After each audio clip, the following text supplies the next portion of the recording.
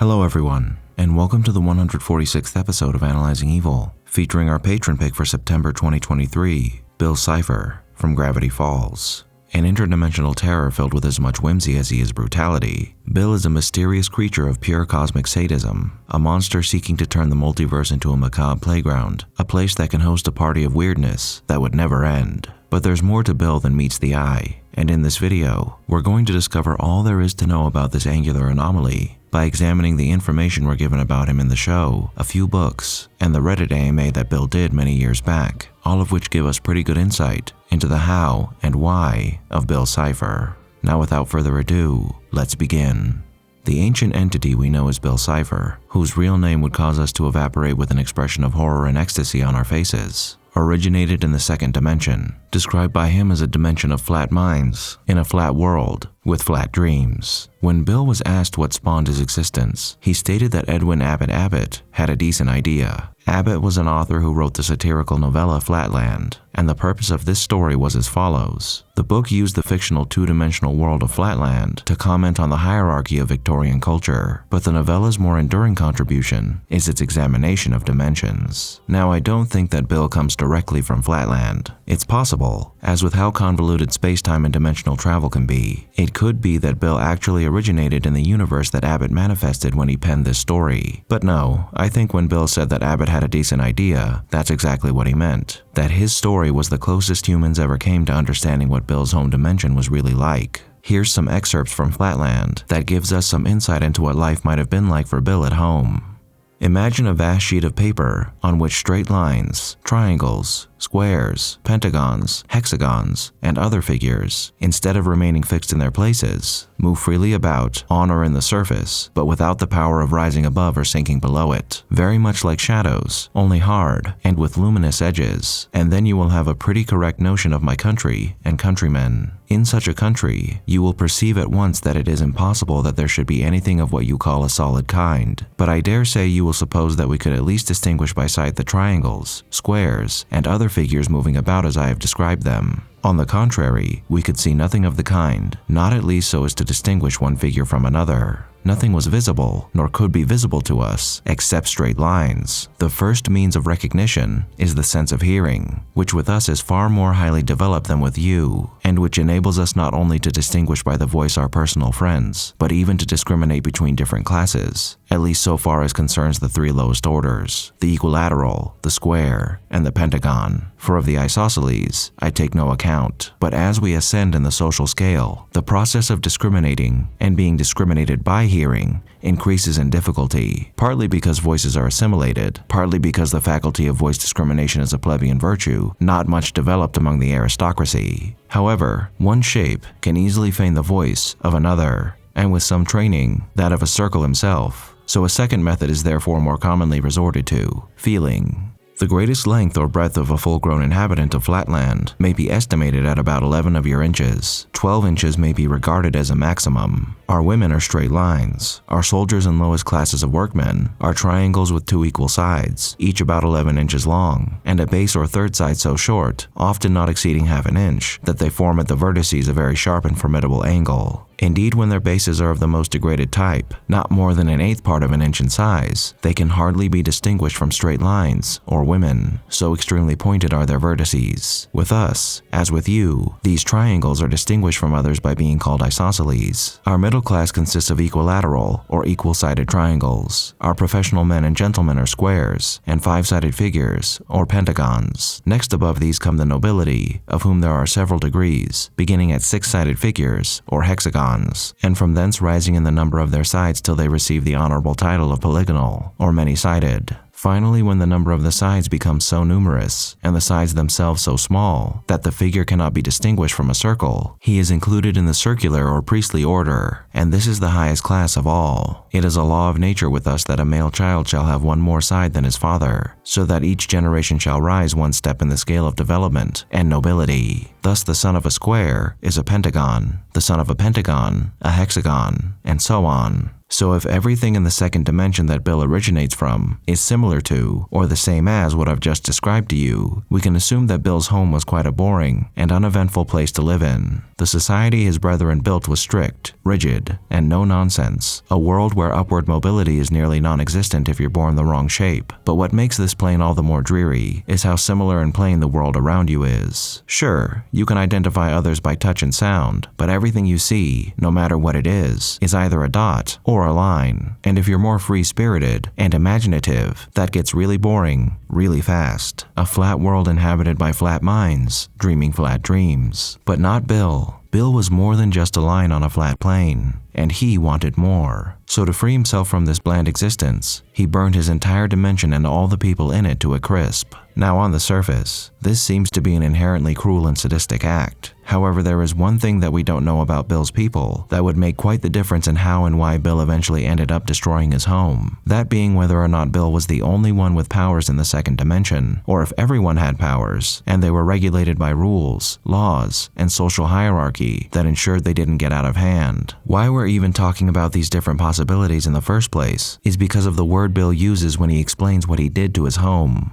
Bill tells Stanford that he liberated his home, and that word choice opens up a few different possibilities here depending on who Bill exactly was in his world and how the people around him handled his or their powers. Was Bill a prodigy in a world filled with magical entities, whose power was kept under lock and key like everyone else around him, until he burst? Was he the only one of his kind with such powers, who was shunned or imprisoned for his differences? Or was he perhaps visited by some extra-dimensional entity that bestowed his powers upon him? Like the Axolotl, who Bill invokes in his final moments by chanting in reverse the words, AXOLOTL, my time has come to burn, I invoke the ancient power that I may return. Now, no matter what the truth of Bill's backstory is, the end result is the same. He obliterates his home. But if the first or second scenario is the true one, then it could be that his true motives lie with rebellion against those who would see him tied down, a quest for freedom, born from oppression. If the third scenario is true, well then it's just plain sadism, and he could have in all likelihood left his home without destroying everything and murdering everyone who lived there. But perhaps at the very least, it could be the case that he couldn't escape his home unless he destroyed it. So that is something to consider. However, murdering your fellow citizens, your friends, and your family because you're bored and want a change of scenery doesn't exactly provide much justification to your actions either. Now, why all this even matters is because the differences between these motives would alter our moral view of Bill and his actions. If he rebelled against his people and destroyed them because they tried to chain him down, that makes his incineration of his home slightly less horrifying and more understandable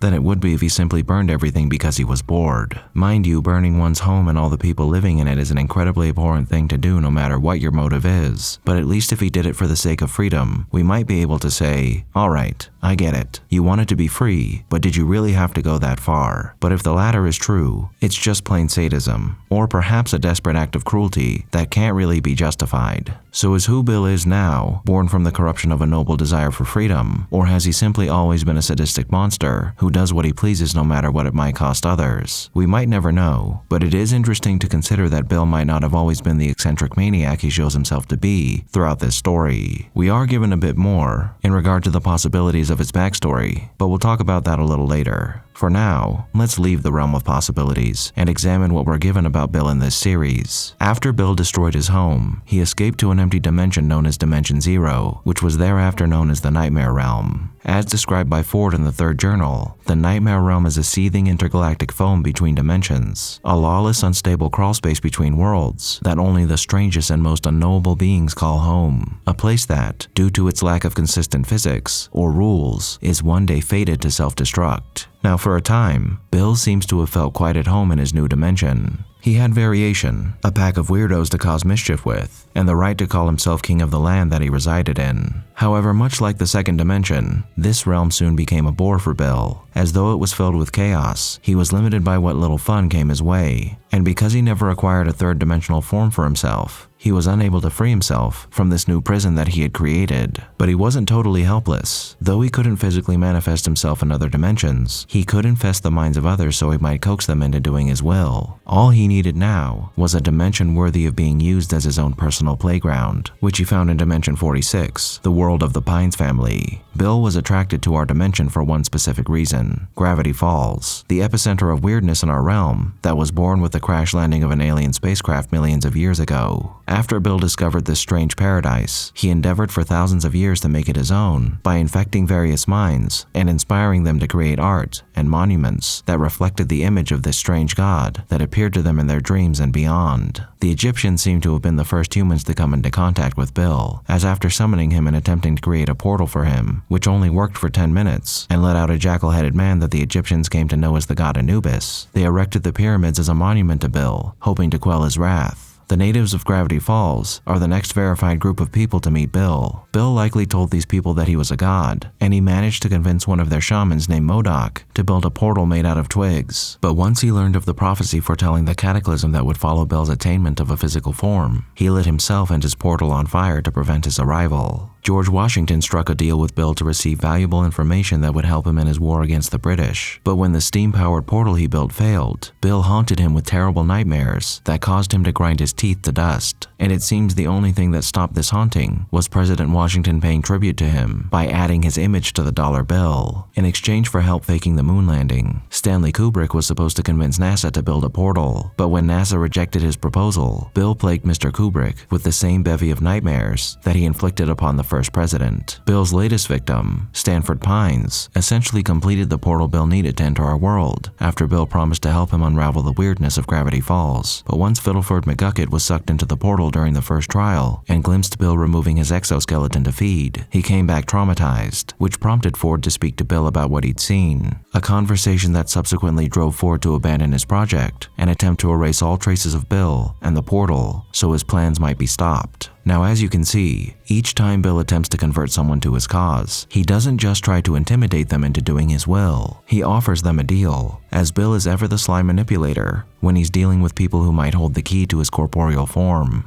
It's not as if Bill has much of a choice in the matter, as the old adage, "you catch more flies with honey than vinegar," rings true here. And if he wants to find a competent person to help him, it's better that he has them thinking that he's on their side, rather than intimidating them into a coma. And that's exactly how Bill comes to Gravity Falls once again after so many centuries, through one selfish little child who wants to make a deal. Up until Gideon invokes his summoning ritual, Bill isn't seen personally, but his triangular persona can be seen plastered all over Gravity Falls in subtle ways. Once the man himself arrives, we are treated to one whimsically deranged triangle. When Bill first appears to Gideon, he shows himself to be erratic, nonsensical, and quite macabre, pulling the teeth out of a deer with his powers and laying them in Gideon's hands. And when Gideon understandably calls Bill insane, well, he confirms that fact. In the couple appearances he makes prior to Weirdmageddon, he's sly, boisterous, and humorous, and he uses his powers to cause what little mayhem he can within Stan's mind and with Dipper's body. But that was only a taste of what Bill Cipher had in store for the denizens of Dimension 46. Now, it's been said that if a person is truly insane, they don't know they're insane. And while that isn't exactly true, in Bill's case, I think it is. His behavior is insane, that's for certain. But Bill Cipher is far from being so out of his mind to the point that his behavior is out of his control. However, there is something more to be said about Bill's mental stability, which we'll get to in a moment. But if anything, Bill is insane because his entire motive for attempting to gain a physical form is so he can transform our realm into a playground, a party of weirdness and debauchery that has no limits and would never end. And that's exactly what ensues once he does finally achieve that form. Rearranging every hole on a person's face, manifesting bubbles of pure madness, creating monsters from inanimate objects, taking people who are turned to stone by eye bats, and molding them into a massive throne of frozen human agony. Bill and his criminal companions run rampant through Gravity Falls, and every whimsically macabre idea they have is inflicted upon the environment and the populace. Now, while Bill's newfound form and the overwhelming power he has gives him the ability to dominate this world, every action he takes during Weirdmageddon isn't specifically taken so he might rule the world, nor even to become the supreme interdimensional being. It's all for fun. Every living being in this dimension, and every other dimension Bill might infest down the line, would suffer unjustly at the hands of a mad god who simply wishes to turn their insides into silly putty to get his rocks off. But perhaps the most interesting thing about Bill Cipher isn't the absolute madness that is his hedonistic desire for mayhem and chaos, but the fact that despite all of this, Bill could actually be a tragic figure. We already discussed the possible factors that might have contributed to Bill's choice to destroy his home, and what we're about to discuss we can't definitively verify as being canon, as the information we have about the potential tragedy in his backstory is unconfirmed as of the making of this video. However, most people have accepted it as such, so until we hear otherwise, we're going to assume that it is. And that information comes in the form of a poem that the axolotl recites to Dipper and Mabel when they ask him what he knows about Bill in the book Dipper and Mabel and the Curse of the Time Pirate's Treasure. 60 degrees that comes in threes, watches from within birch trees, misses home and can't return, says he's happy, he's a liar, blame the arson for the fire, if he wants to shirk the blame, he'll have to invoke my name, one way to absolve his crime, a different form, a different time. Now for those of you who are unaware, the axolotl is an entity that ranks high above Bill, and even the Time Baby, in deific power, and it's possible that the axolotl is even the supreme deity in this universe. This poem implies a few things, like the possibility that Bill might have attained his powers from the axolotl, who he's ultimately responsible to, and that if he wants to be absolved of his crimes and reconstitute his essence after he's destroyed, he needs to invoke the axolotl's name, which he did at the end of this series as he was being destroyed by the mind erasure gun. But outside of the possibilities this poem presents, the most fascinating thing about it is how the axolotl claims that Bill isn't as murderously happy-go-lucky as he appears to be, and that he's actually quite the miserable little triangle. Saw his own dimension burn, misses home, and can't return, says he's happy, he's a liar, blame the arson for the fire. Does this perhaps mean that Bill's destruction of his home was accidental? Maybe when Bill finally had enough of his boring home and reached his breaking point, he lashed out in a fit of rage, and once he'd cooled down, he'd realized what he'd done and was racked with misery and guilt, feelings he would forever carry with him, as the memory of his crimes haunted him, no matter how many times he crossed through an infinite amount of dimensions. If this is true, it could mean that everything that Bill appears to be is nothing more than a facade. All of his cavorting and erratic behavior is simply the chaotic expression of a mind mired in the madness that overwhelming and self-inflicted grief and sorrow can bring. And if this is true, then Bill is insane, and his insanity is measured by his existence as a being who has committed himself to anarchy, chaos, hedonism, and sadism to mask the anguish that fills every corner of his soul, a cry of agony careening through the void, as Bill acts out any sick fantasy that might pop into his head. This is the creature that we see bringing about an unholy apocalypse, an egotistical monster reflecting his pain back upon the cruel universe that has tormented him so. But it would be his hubris that would be his undoing, as this once minuscule blip on a flat plane, who accomplished things greater than any of his brethren could have ever dreamed of, assumed that entities as small as he once was could do nothing in the face of his might. And so, Bill Cipher, the demon triangle, and potential lord of all weirdness, was sent to oblivion. However, perhaps in another time, in another place, Bill Cipher might return, absolved of his crimes, and living an existence unburdened by the pain of his past. Or perhaps that's something you can't erase. When Bill is allowed to reconstitute himself once again, the universe might once again have to suffer the power of Bill Cipher. But don't fret, there's really no harm in that. After all, the only thing Bill wants is a bit of fun, so maybe we should lighten up and embrace the weird, because whether you do or don't doesn't really matter in the end, as gargantuan evil such as the kind Bill Cipher possesses, it will find you no matter what you do or where you hide. Thank you all for tuning in to this episode of Analyzing Evil, and I hope you've enjoyed. What are your thoughts on Bill Cipher? Did I miss anything? Let me know down below, and leave a suggestion for a villain you'd like to see featured while you're at it. If you liked this video, hit that thumbs up button, and make sure to subscribe if you haven't already. A big thank you to all of my subscribers, to my patrons, and to anyone who's decided to honor me with a super thank, and a most vile thank you to those whose names you're seeing on screen now.